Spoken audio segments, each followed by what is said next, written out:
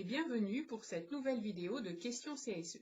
Aujourd'hui, nous recevons Gilles Sereau, formateur et accompagnateur des comités d'entreprise depuis 1999. Bonjour Gilles, pouvez-vous nous dire s'il existe un profil type des secrétaires du CSE? Bonjour Cécile. Alors non, le secrétaire du comité social et économique n'a pas de profil particulier. Il suffit pour devenir secrétaire du CSE d'être un membre élu titulaire de ce comité. Ceci étant dit, j'attire l'attention de ceux qui nous regardent, de ceux qui nous écoutent, sur le fait que le secrétaire du CSE, ce n'est pas simplement la personne qui prend des notes en vue de l'élaboration des PV des séances de ce comité, c'est avant tout l'animateur principal du comité. C'est un chef d'équipe, c'est quelqu'un qui doit être donc suffisamment motivé et fédérateur de l'ensemble des élus. Quand et comment le secrétaire est-il élu? Alors, l'élection du secrétaire du CSE se fait à la première réunion du comité et à la majorité des voix, à la majorité relative. Certains prétendent que le président peut prendre part à ce vote. Vous me le confirmez? Alors, seuls les élus titulaires du comité social et économique peuvent prendre part à la désignation du secrétaire. Les suppléants, qui remplacent un titulaire absent, le peuvent également. Mais il y a un autre personnage auquel on ne pense pas toujours, et qui est le président lui-même du comité. La jurisprudence admet depuis très longtemps que le président du CSE puisse participer à la désignation des membres du bureau, c'est-à-dire à la désignation du secrétaire, mais également du trésorier. Simplement, on remarquera que sa voix ne compte pas double, elle n'est absolument pas prépondérante, notamment en cas de partage, en cas d'égalité des voix entre deux candidats au poste de secrétaire ou de trésorier. Que se passe-t-il en cas d'égalité des voix entre deux candidats? Aucune règle n'a été posée par le Code du travail pour départager deux candidats au poste de secrétaire du CSE ayant obtenu le même nombre de voix. La Cour de cassation suggère depuis très longtemps, à propos du secrétaire du comité d'entreprise, que l'on élise dans ce cas le candidat le plus âgé conformément aux règles posées par le Code électoral. Mais il ne s'agit en aucun cas d'une règle intangible, ce n'est pas quelque chose d'impératif. Donc, pour ma part, je considère qu'il vaut mieux, dans le règlement intérieur du CSE, poser une règle plus démocratique. Par exemple, on peut tout à fait légitimement décider que en cas d'égalité des voix entre deux candidats au poste de secrétaire, eh bien, c'est celui qui a obtenu le plus grand nombre de voix aux dernières élections qui sera élu. C'est vrai que c'est une bonne idée. Et est-il possible de changer de secrétaire en cours de mandat?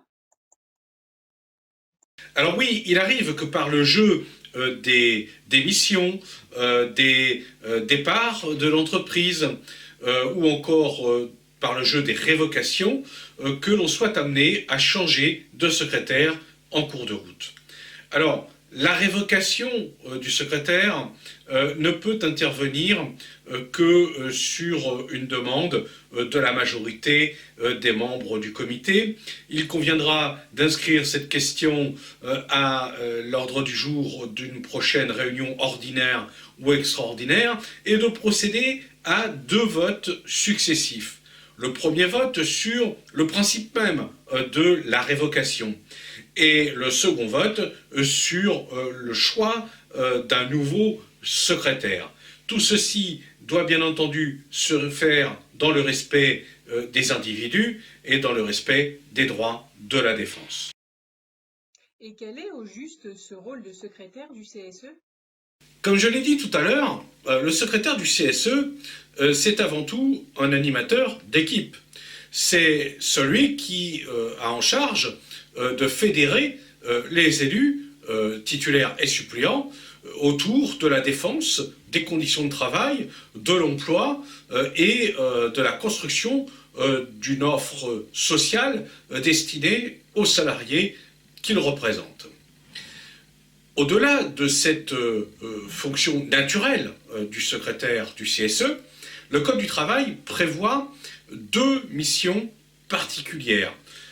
D'abord, le secrétaire participe à l'élaboration des ordres du jour de chaque séance en collaboration avec le président ou son représentant. Ensuite, il a en charge la rédaction de tous les procès-verbaux des séances de chaque réunion du comité. Justement, que faire si le président est en désaccord avec l'ordre du jour proposé par le secrétaire?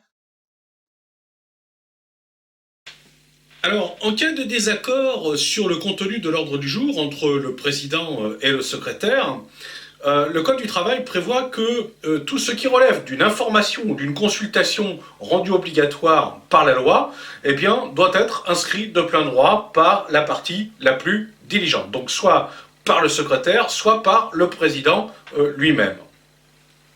Au-delà de ces cas prévus par la loi, il faut que l'un et l'autre s'accordent sur les points qu'ils souhaitent mettre à l'ordre du jour de la prochaine réunion.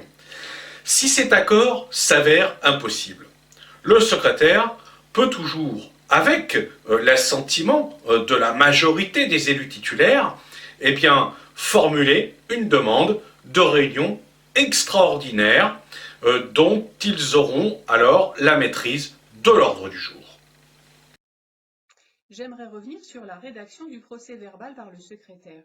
En effet, de nombreux élus nous demandent fréquemment si l'employeur peut imposer des modifications sur la rédaction de ce fameux procès-verbal. Alors non, Cécile, le secrétaire ne doit jamais accepter de modification de son procès-verbal à la demande du président du CSE. Pourquoi ? Eh bien, parce que le procès-verbal de chaque réunion fait foi, jusqu'à preuve du contraire, des éléments qu'il rapporte. Et il est important que ce procès-verbal reste le reflet de ce que les élus ont entendu et compris, de ce qu'ils ont vécu en réunion. Si il devait advenir que l'habitude est prise de faire du procès-verbal un document consensuel entre les élus et la direction, cela aboutirait finalement à gommer les aspérités à certains moments lorsque la situation s'est tendue, lorsque les sujets sont polémiques, etc. Mettons-nous maintenant du point de vue d'un juge ou de l'inspecteur du travail amené à connaître du contenu d'un procès-verbal à l'occasion d'un contentieux ouvert entre la direction et les élus. Il se fondera sur ce qui est écrit, et seulement sur ce qui est écrit. Or, si l'on a effacé les points de tension qui ont pu apparaître lors de telle ou telle réunion, eh bien, il appartiendra pour le coup aux secrétaires et aux autres élus de faire la preuve que les choses se sont passées différemment. Donc, je reviens au début de ma réponse. Il n'y a jamais de bonne raison d'accepter une modification quelconque du contenu du procès-verbal voulu par le secrétaire. Ce qui compte, c'est que la majorité des élus titulaires soit en phase avec ce que propose le secrétaire dans son projet de procès-verbal. J'ajoute à cela que il y a une habitude courante selon laquelle le président signe chaque procès-verbal après son adoption en séance plénière. Eh bien, ce n'est qu'une habitude, ce n'est qu'une pratique, ce n'est en aucun cas une obligation, et je le dis clairement pour ceux qui nous écoutent et qui nous regardent, la signature du président du CSE sur les PV de réunion n'est absolument pas obligatoire. Et si elle n'apparaît pas, eh bien ça n'enlève rien à la validité du procès-verbal tel qu'il aurait été adopté par la majorité des membres élus titulaires en séance plénière. Merci pour ce conseil. Et enfin, une dernière question. Est-ce qu'il existe un délai pour la rédaction de ce PV?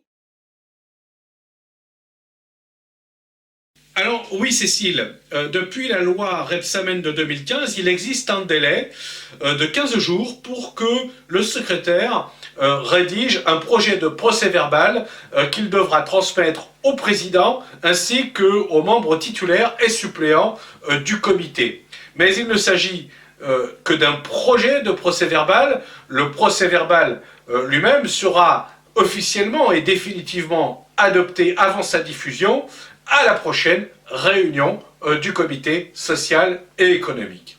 Alors, sur ce point, je voudrais ajouter quelque chose qui n'est pas dans les textes, mais qui relève de l'ordre du conseil en communication pour les élus, les futurs élus du CSE. Puisque nous venons de le voir, le PV en tant que tel, le PV officiel, ne peut pas être diffusé auprès du personnel avant son adoption à la prochaine séance du CSE, eh bien, rien n'interdit, en revanche, de rédiger un simple compte-rendu immédiatement après chaque séance que l'on diffusera à titre informatif auprès des salariés que l'on représente. Ce compte-rendu n'a aucune valeur juridique, à la différence du procès-verbal, comme nous l'avons vu tout à l'heure, qui lui fait foi, jusqu'à preuve du contraire, des éléments qu'il rapporte une fois qu'il a été adopté en séance plénière. Merci Gilles pour toutes ces réponses et nous nous retrouverons la semaine prochaine pour une nouvelle séance de questions CSE qui portera cette fois sur les budgets du CSE.